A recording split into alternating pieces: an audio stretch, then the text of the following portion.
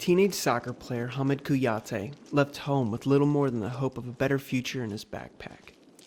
The 18-year-old from the Ivory Coast dreams of making it big with a European football club. That's what keeps him going after leaving his African home and trekking through the Balkans for days and nights. It was a journey fraught with dangers. A lot of people lose their lives, lose a foot, become disabled. We've seen a lot of things like that, and I would not recommend it to anyone, this illegal journey. On a hill overlooking the Danube, a pickup soccer game with fellow migrant Jean-Paul Apetey is welcome relief from the arduous trip.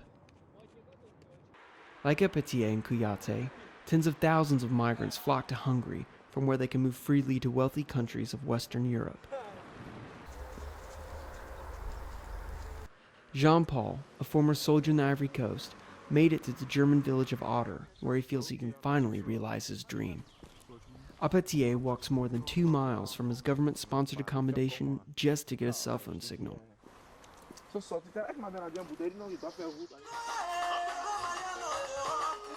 In his new home, he's studying hard to learn German. Wie geht es dir? Mir geht es danke gut. Danke super. The first hour in Germany, when police stopped me for asylum, I felt seriously happy, proud.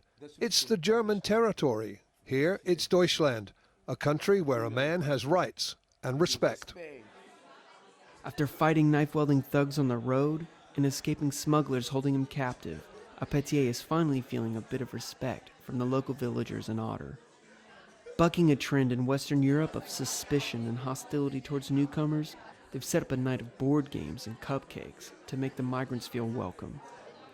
We want to build a bridge to the villages, to the people who live here, to reduce the fear and the barriers so that we have a very easygoing integration for these people here. Jean-Paul hopes his optimism isn't short-lived and that he gets to stay in Germany after his asylum application is processed.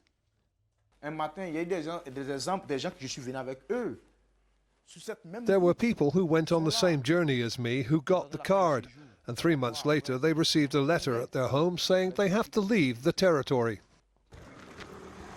It's a different story for Hamed Kouyate, who ended up in the Parisian suburb of Cray. With an empty stomach and no money left, he turned himself into the police and is now staying at an asylum center for minors. His footballing dreams put on hold indefinitely. If I had known that Europe was like this, I swear I would have never come. He feels he's been sold a lie. You're made to think there's gold out here, but nothing about Europe impresses me. I regret it. Yes, I regret it. For now, he admits he has no other option but to keep on going. You have to embark on this adventure, so you have to accept the struggle. For the Associated Press, Dalton Bennett, Otter, Germany.